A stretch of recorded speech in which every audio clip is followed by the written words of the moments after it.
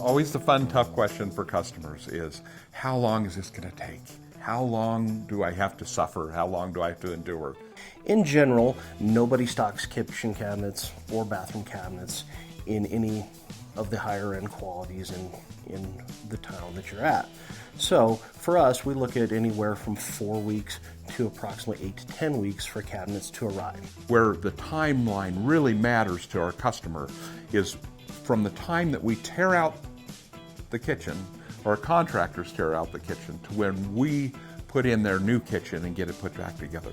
The long and short of that is it's generally about a 6-week process that you're going to be suffering without all the things that you have.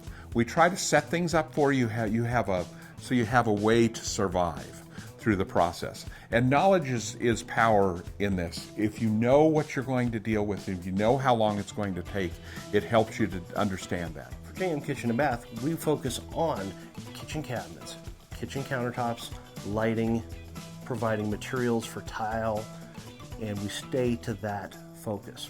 It keeps us from having to employ several subcontractors to come to your house and then mark up what they're charging us without our control.